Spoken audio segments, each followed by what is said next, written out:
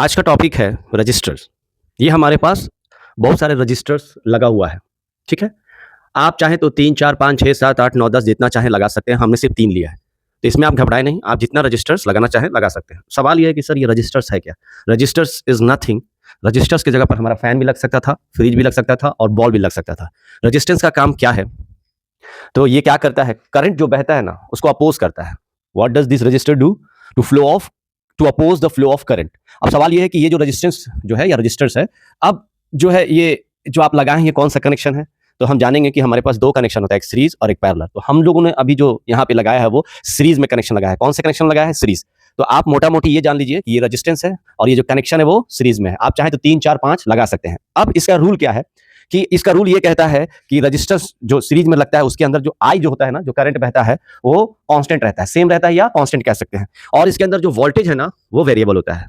फिर ध्यान से सुनिएगा। सीरीज़ के कनेक्शन में अगर हमारा I जो बहेगा वो सब में कांस्टेंट बहेगा। मिसाल के तौर पे अगर I आपका 10 यहाँ पे है तो सब में कितना बहेगा? 10 बहेगा। और वोल्टेज जो है वो बढ़ जाएगा। अगर यहाँ पे मेरा मान के चलो वोल्टेज कुछ भी है, A, B, C, D है, तो वो वोल्टेज यहाँ पे क्या हो जाएगा? V1, V2, V3 बढ़ जाएगा। इस चीज़ का ख्याल रखिएगा। तो फिर से आप रिवाइज़ कीजिए, करंट जो है सेम रहता है, वोल्टेज जो है बढ़ जाता है। कौन से कनेक्शन में? सीरीज़ के कनेक्शन में। ये इंपॉर्टेंट चीज़ है। अब आगे बढ़ें। According to Ohm's law, V equal to क्या होता है? IR होता है।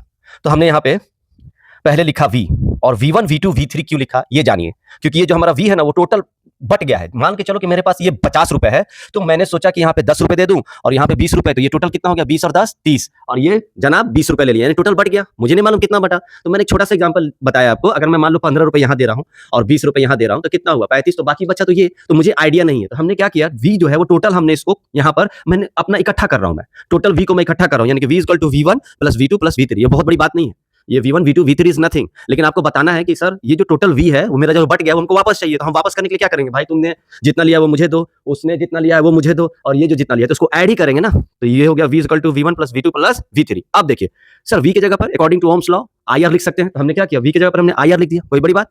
अब देखो V1 की जगह पे भी हम IR1 लिखेंगे। तो I जो है इसमें देखिएगा सब में सेम है। V की जगह पे हम IR लिखेंगे, तो ये वाले पोर्शन पे जो है हमारा V की जगह पर IR1, तो I सब में सेम है, तो हमने I सब में सेम लिख दिया है, R1, R2 और R3।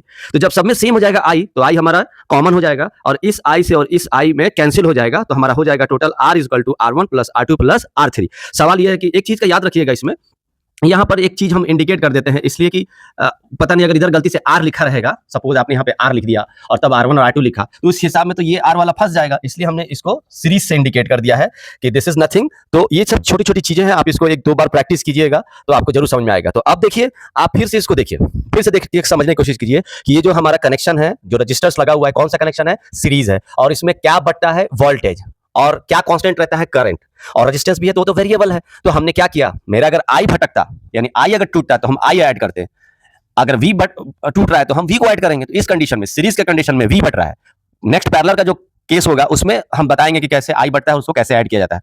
तो नथिंग, V बटा, हमने V वापस ले लिया। V जो है हमारा टुकड़े में बट गया, V1, V2, V3 हमने यहाँ पे इकट्ठा कर लिया। और अकॉर्डिंग टू ओम्स लॉ हम जानते हैं कि V इक्वल टू IR होता है, तो इस V की जगह पे हमने IR लिखा, तो यहाँ पे भी IR1 IR plus IR2 plus IR3। अब सवाल होता है कि सर सब में I सेम क्यों है? कि हमने पहले लिख दिया था, जो करंट होता है वो सब में सेम होता है। तो अकॉर्डिंग टू दिस रूल हमारा I जो है कॉमन हो गया और ये वाले I से कैंसिल हो गया, और हमारे पास जो है सीरीज का जो फॉर्मूला होता है R1 plus R2 plus R3।